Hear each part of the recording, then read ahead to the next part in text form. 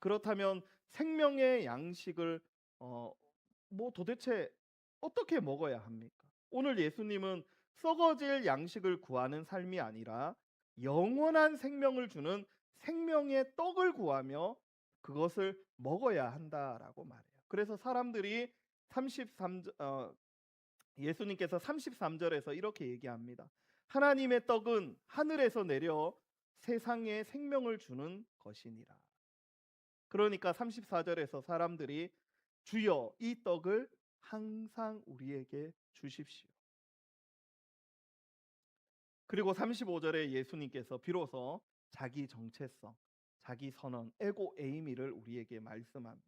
35절 같이 한번 읽겠습니다. 시작. 예수께서 이르시되 나는 생명의 떡이니 내게 오는 자는 결코 줄이지 아니할 터이요 나를 믿는 자는 영원히 목마르지 아니하리라. 여기에서 예수님께서 뭐라고 말씀하시느냐? 나는 생명의 떡이다. 이렇게 말해요. 에고 에이미 호 아르토스 데즈 조에. 직역하면 나는 무엇이다? 그 빵, 그 생명. 이렇게 말씀하고 있는 거예요.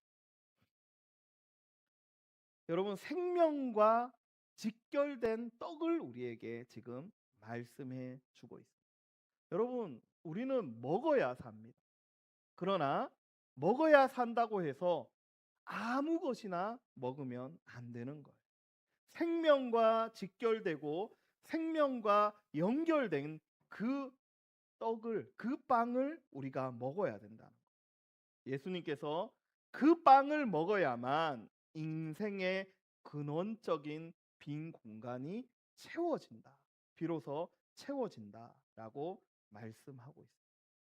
자, 예수님은 자기 자신을 스스로 뭐라고 얘기하느냐? 하나님이 보내어 주신 빵이다. 떡이다. 여러분, 이 이야기, 예수님께서 하신 에고 에이미의 생명의 떡에 대한 이야기는 예수님이 태어나실 곳에 대한 예언과도 아주 밀접합니다. 여러분, 예수님이 구약에서 계속해서 계시되었습니다. 예수님, 이런 예수님이야. 너희들 예수님이 오시면 그것이 하나님이 보내주신 메시아인지 알아야 돼 라고 말하면서 구약에서 하나님께서 선지자를 통하여서 계속 계시를 해 주셨어요. 이 계시가 성취되는 그분이 예수님이야. 구원자야. 그러면서 예수님이 태어나실 곳에 대한 이야기도 구약 성경에서 기록이 됩니다. 한번 넘겨주시면 미가 5장 2절 말씀입니다. 같이 한번 읽겠습니다. 시작.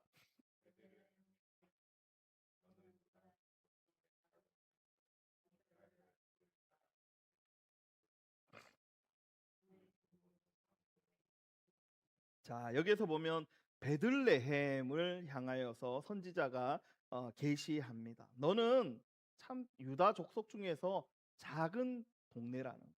그런데 작은 것에 대해서 너무 억울해하지 마. 왜냐하면 이스라엘을 다스릴 자가 네 그 동네에서 베들레헴 너에게서 태어날 거야. 미가 5장 2절에서 그렇게 계시가 되었고 예언이 되었습니다. 자, 그리고 예수님께서 마태복음에서 실제로 태어나십니다. 같이 한번 읽어봅니다. 시작.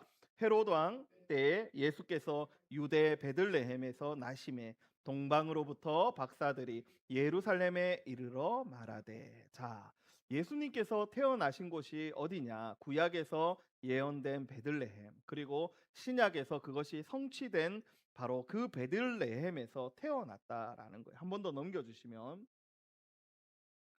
넘겨주세요. 자, 베들레헴의 뜻은 무엇이냐 하면 합성어입니다. 베트와 레헴으로 된 두 가지 단어예요. 여러분, 베트는 여러분 컴퓨터 하시는 분들은 바이트 들어보셨을 거예요. 바이트는 저장집입니다. 저장 공간. 그래서 1바이트, 1 킬로바이트, 메가바이트 이렇게 하잖아요. 그 바이트의 원어가 바로 베트입니다. 집입니다. 집. 자, 집인데 어떤 집이냐 하면 레헴, 빵집이라는 거예요. 빵집. 베들레헴의 뜻은 빵집이요, 떡집이요, 방앗간 같은 그런 뜻을 가지고 있습니다. 그곳에 예수님이 태어났다는 거예요. 빵집에. 그러니까 예수님이 뭐예요? 빵이요, 떡이요, 우리의 양식이라는 거예요. 예수님은 하늘로부터 오신 생명의 빵인데 베들레헴 곧 빵집, 떡집에서 태어나셨다. 자, 이것은 다시 창세기로 넘어가면 아담과 하와에게 금지된 음식이었어요. 자, 이게 무슨 말이냐? 처음에는 하나님께서 아담과 하와에게 동산에 있는 각종 나무의 열매는 다 먹어. 그런데 선악을 알게 하는 나무는 먹지 마. 요렇게 금지시켰단 말이에요. 그런데 그 선악을 알게 하는 나무의 열매를 먹어버리니까 하나님께서 너 동산에 있는 나무의 열매 이제 먹지 마라고 말하면서 금지시켜버려요. 그 나무 중에 어떤 나무가 있었냐 하면 한번 넘겨주십시오. 창세기 3장 24절 같이 읽겠습니다. 시작. 이같이 하나님이 그 사람을 쫓아내시고 에덴 동산 동쪽에 그룹들과 두루 도는 불칼을 두어 생명나무의 길을 지키게 하시니라. 아멘. 하나님께서 사람에게 그때부터 못 먹게 한 것이 있습니다. 그게 뭐냐? 생명나무의 열매인 거예요. 이것을 못 먹게 하기 위해서 어떻게 합니까? 동산 동쪽의 그룹, 이건 천사를 얘기하는 겁니다. 어떤 신천지는 이것을 우리 모여 있는 그룹으로 이렇게 얘기를 하는 사람들도, 신천지 사람들도 봤는데, 그룹은 천사의 일종입니다. 자, 그 천사들이 칼을 들고 서 있는 거예요.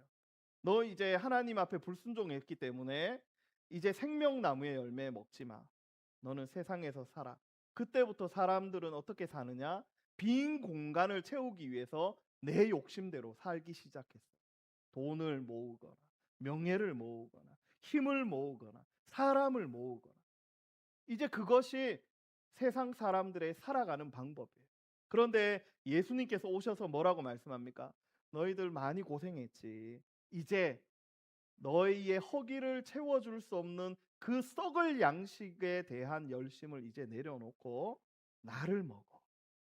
내가 하늘로부터 빵집에 내려온 진짜 빵이야. 나를 먹으면 배고프지 않고 목마르지 않아. 라고 예수님께서 말씀해 주십니다. 그러면서 여러분, 성경의 맨 마지막은 요한계시록인데 요한계시록 마지막 장에 이렇게 또 먹는 얘기로 기록되어져 있습니다. 넘겨주십시오.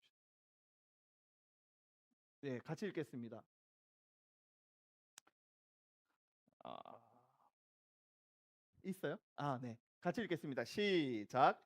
자기 두루마리를 빠는 자들은 복이 있으니 이는 그들이 생명나무에 나아가며 문들을 통하여 성에 들어갈 권세를 받으려 함이로다. 아멘.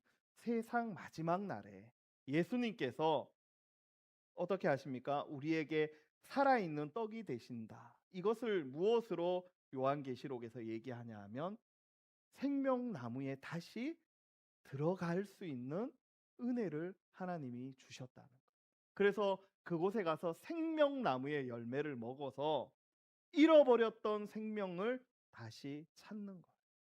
여러분, 그것이 바로 성도가 지금 하나님이 우리 안에 빈 공간으로 만들어 주신 그곳을 생명으로 정확하게 채워 주시면 사람은 그때부터 돈이 없다고 기죽지 않고 배고프다고 슬퍼하지 않고 그렇게 살아가게 되는 거죠.